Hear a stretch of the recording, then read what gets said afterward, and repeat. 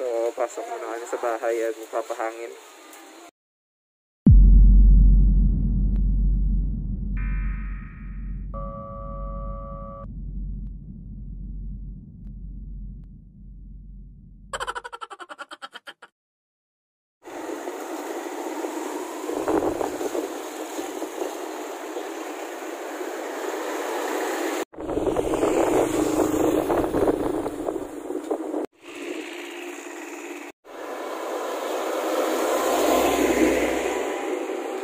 So what's up mga guys, ito na naman tayo sa another vlog natin sa Napier Grass, no. Ito ginagawa namin kada Saturday.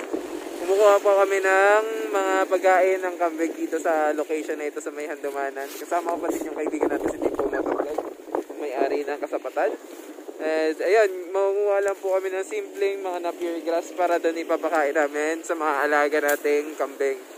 Yan. Pwede din naman kainin ng mga manok to, pero pag nagustuhan nila.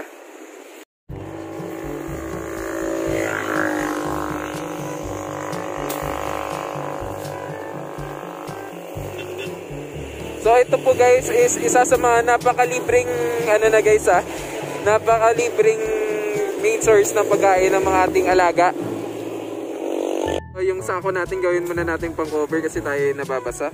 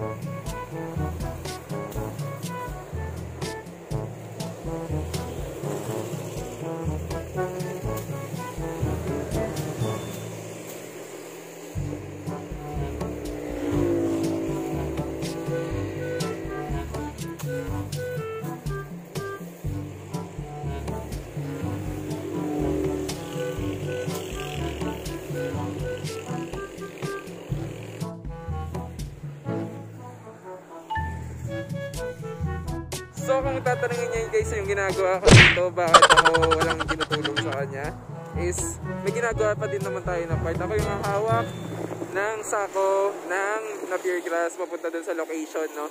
So wala naman tagahawak yung motor. Wala pa kasi kami tricycle. Plano naming bumili ng tricycle pag nagkapera na, and yun yung mas madaling way para ma-deliver namin yung Napier Grass dun sa location. So habang wala pa tayong tricycle guys, hawak-hawak muna tayo ng sako. Nag-canvas na din si Dimple ng paano magkano paggawa ng tricycle. Mga kung second hand, mga almost 12,000 guys, no. So okay na din yon, pero syempre malaking pera yon para sa investment. So ipon-ipon muna. Ipon muna natin yung sako.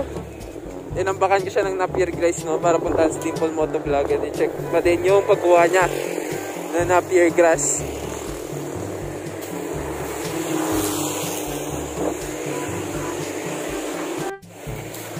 So ito guys, pagkuha ng Napier Grass guys ay kailangan dapat naka-gloves ka or naka-jacket ka, kasi again guys, makati to pag nalagay sa mukha mo or sa mga kamay mo lang mismo, makati siya guys.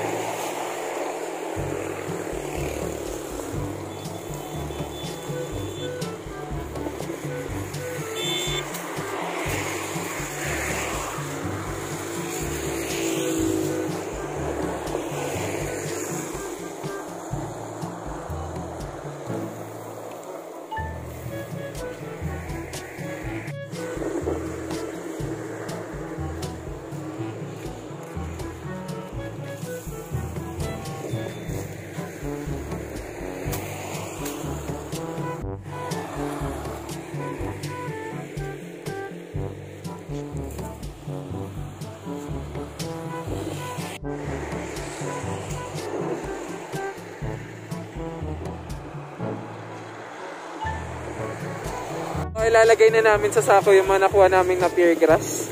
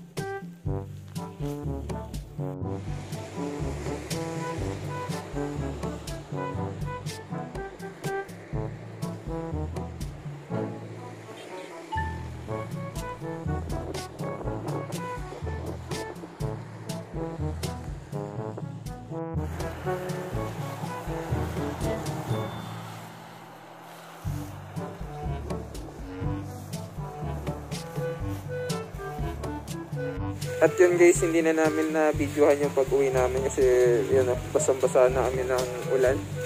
Nabutan na talaga kami ng ulan, no? So, pasok muna kami sa bahay at papahangin. Bakal na to din, ano ko ba eh? Tano ko naman o pag chicken fry.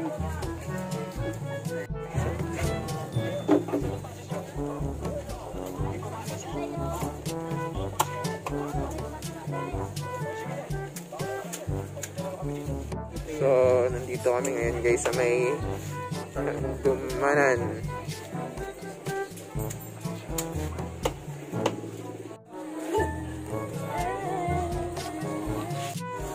So, bili-bili muna tayo.